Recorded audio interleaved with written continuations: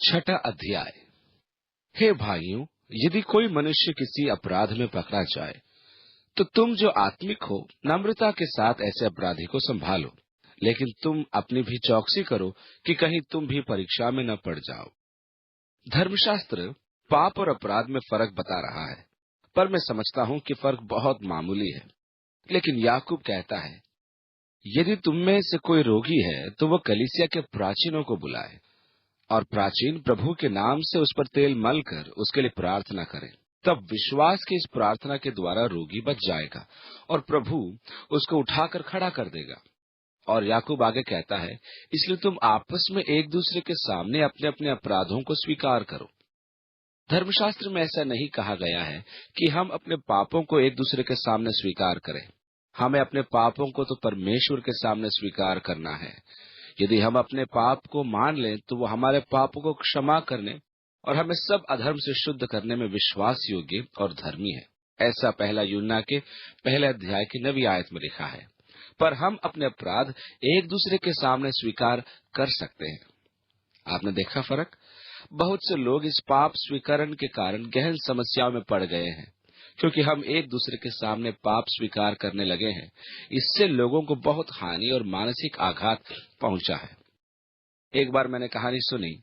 3 मसीही सेवक आपस में बात कर रहे थे और वे कहने लगे, मेरे अंदर कुछ पाप है जो मैं आपके सामने स्वीकार करना चाहता हूँ।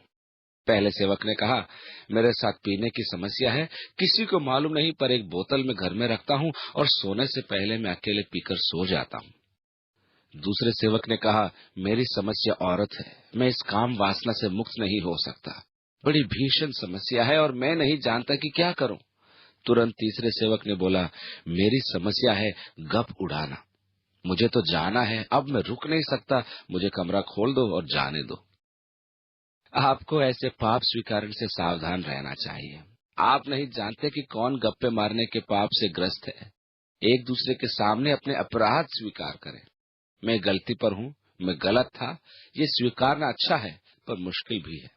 मैं समझता हूँ यही 3 शब्द सबसे कठिन है, मैंने गलती करी। विशेषकर जब आप अपनी पत्नी से बात कर रहे हैं, आप गलत होना नहीं चाहेंगे। जब आप गलती करें तो उसे मान लें। मैंने न्याय करने में बहुत शीघ्रता की, जहाँ मुझे चुप रहना चाहिए था मैं बोल उठा, मुझे क्षमा करें, यही मेरी गलती थी। अपने अपराधों को एक दूसरे के सामने स्वीकार करो। यदि कोई भाई किसी अपराध में फंस गया, मुझे विश्वास है कि यह उस झूठी शिक्षा के संदर्भ में कहा गया था जो वहां जड़ पकड़ रही थी, क्योंकि धर्मी ठहराए जाने के लिए अनेकों ने खतना करा लिया था।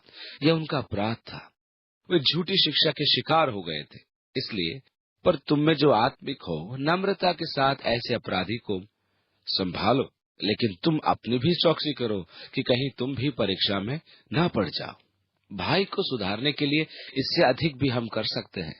यदि कोई भाई किसी अपराध में फंस जाता है या उसके संबंध अनुचित हैं, तो तुम जो आत्मिक हो उसे संभालो। परमेश्वर की ये इच्छा नहीं कि हम उसकी निंदा करें, पर सदा ये है कि हम उसको संभालें। यदि मैं हर एक अपराधी की निंदा का स्वभाव रखता हूँ, तो मनुष्य के प्रति परमेश्वर का सा स्वभाव नहीं रखता। ऐसा नहीं है। परमेश्वर हर एक अपराधी का पुनरुद्धार या उद्धार चाहता है। दुर्भाग्य से अनेकों की धारणा यही है कि परमेश्वर दोषी जन को नरक में डालना चाहता है। यदि आपने पाप किया तो परमेश्वर आपको नष्ट करना चाहता है। ये बात तो है, लेकिन ये भी बात है कि वो आपका पुनरुद्धार चाहता है। यदि मैं परमेश्वर का ऐसा सेवक होना चाहता हूँ जो प्रेम का आचरण रखता हूँ, तो मुझे पुनरुद्धार के काम में सहायक होना है।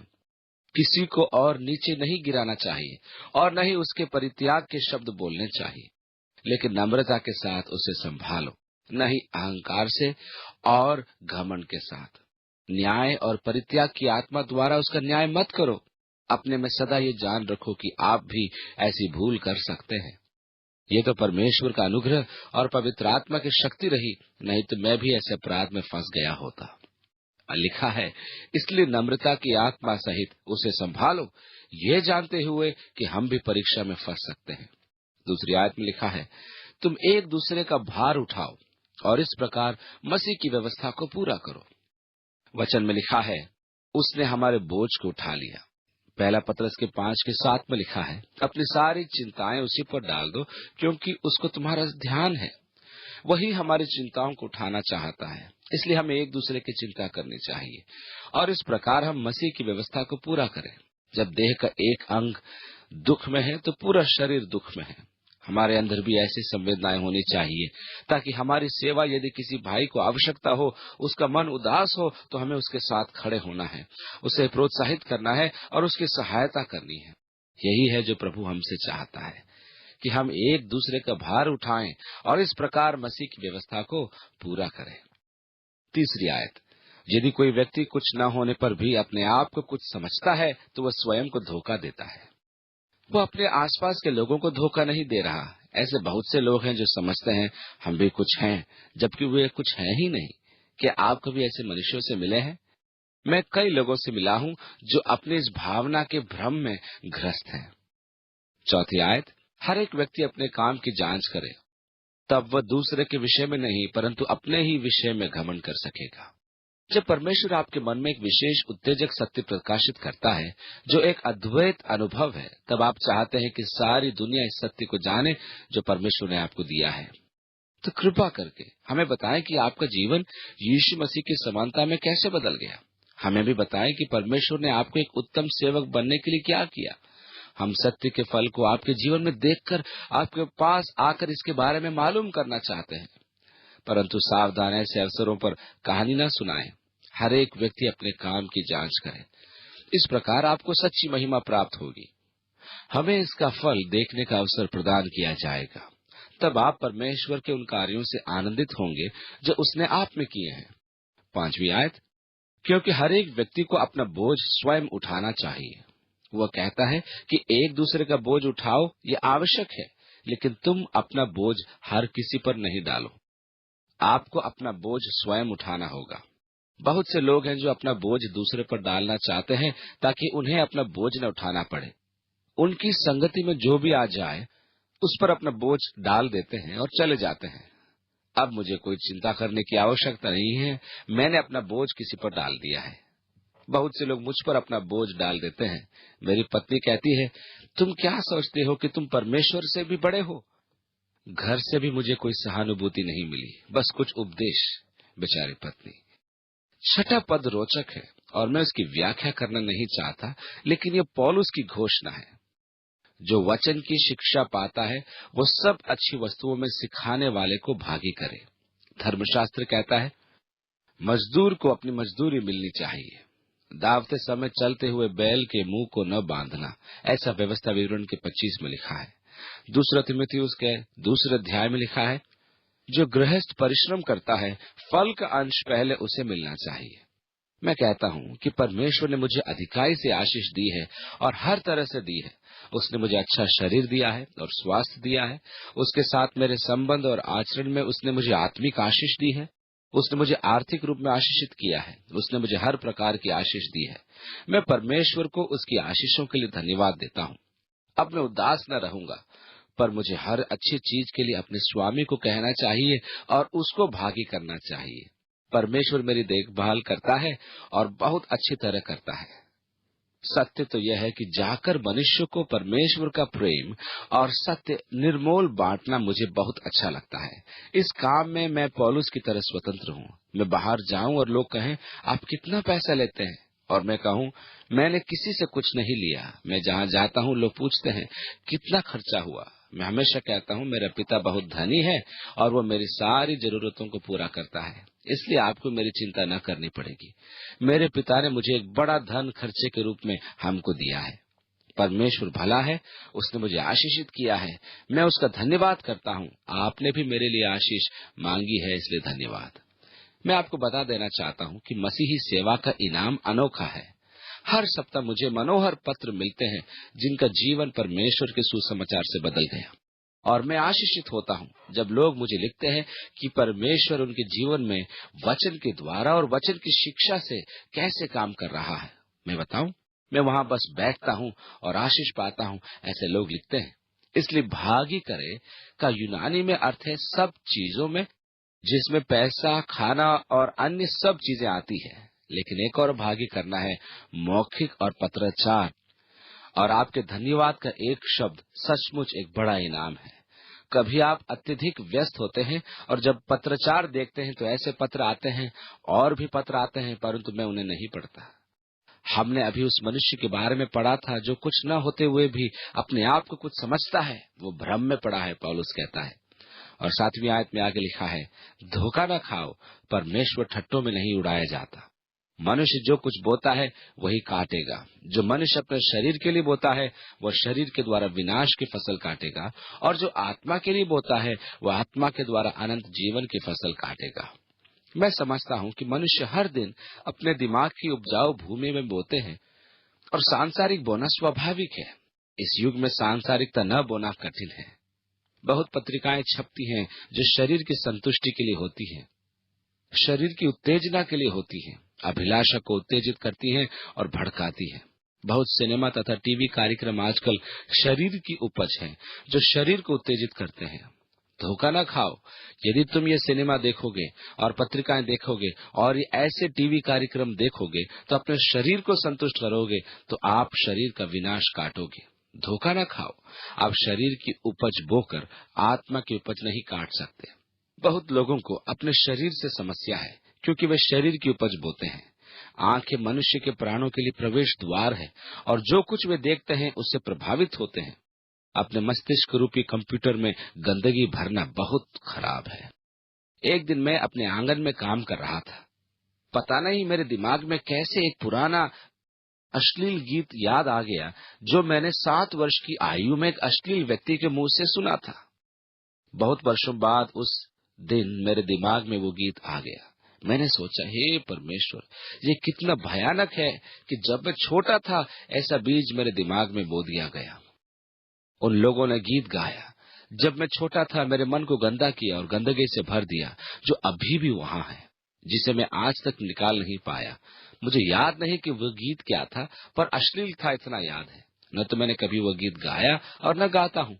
वो पहला अवसर था कि बाल्यकाल में सुना हुआ गीत मेरे दिमाग में आ गया। मैंने कहा, ओह कचरा, और मैं कोरस और प्रभु की स्तुति के गीत गाने लगा कि उस कूड़े को पुनः कूड़ेदान में डाल दूं। तुम बोते हो शरीर से या आत्मा से, और जो तुम बोते हो वही काटोगे। ये स्वाभाविक है, यही जीवन है। इस विषय में धोखा न खाओ। अच्छी बात तो यह है, क्या हम आत्मा में बो सकते हैं? यही तो हम आज रात करने जा रहे हैं। आत्मा जीवनदायक है।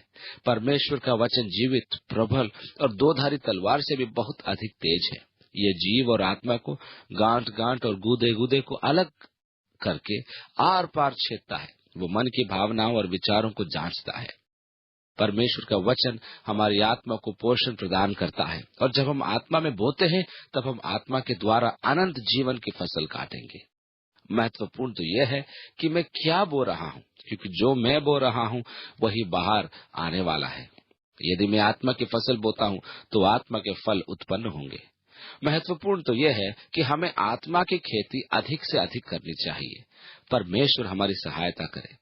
अनेक अर्थों में हम बुरे दिनों में रह रहे हैं। हमारे पास समस्त आधुनिक सुविधाएं हैं जो सब हमें परमेश्वर से दूर ले जाने के लिए बनाई गई हैं।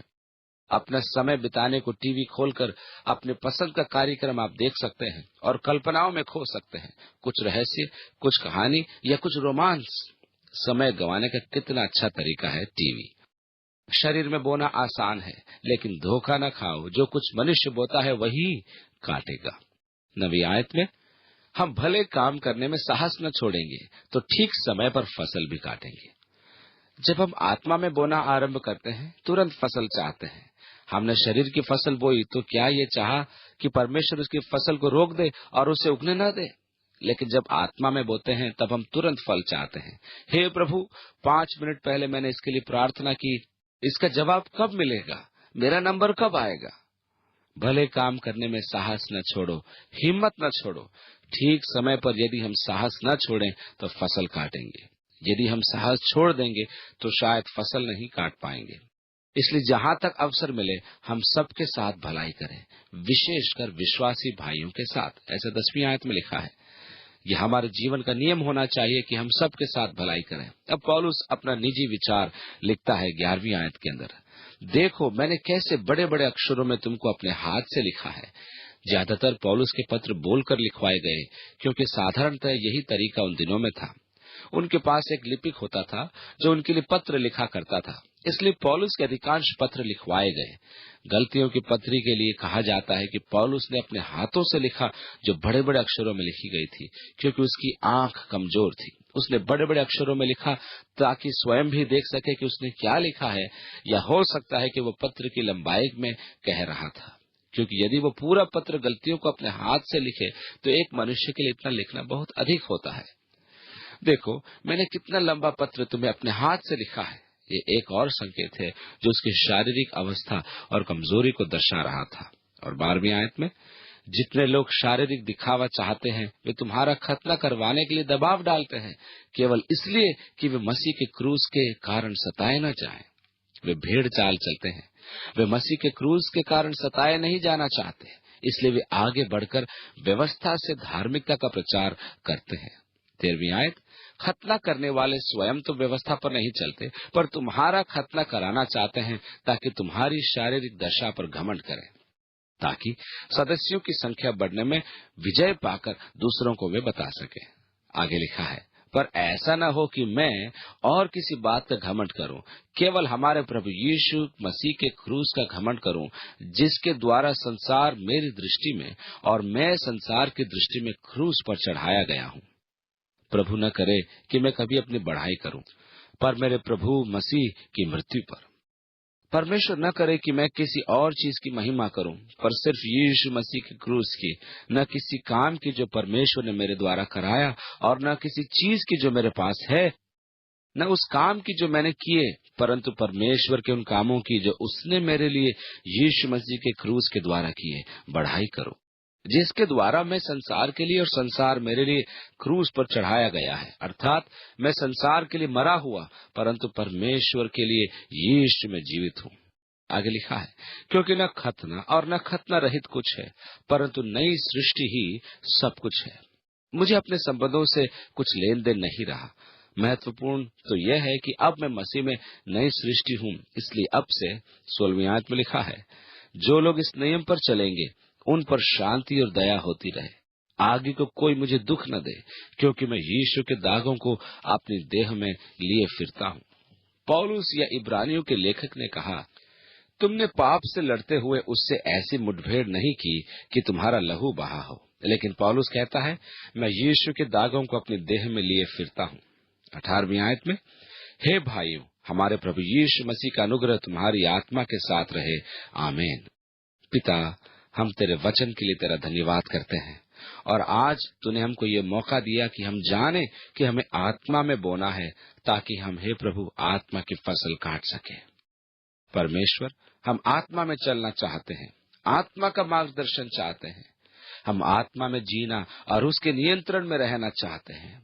हम अपने जीवन में आत्मा का फल अपने जीवन में देखना चाहते हैं। हम अपने शरीर को पवित्र आत्मा का मंदिर होने के लिए देते हैं। प्रभु यीशु मसीह के नाम में आमीन। परमेश्वर हमें आशीष दे और आपके हृदयों को पवित्र आत्मा से भर दे कि आप पवित्र आत्मा में चलें और बो सकें, ताकि आत्मा की फसल आने वाले दिनों में काट सकें, जो मसीह के द्वारा बहुतायत का आत्मिक जीवन है।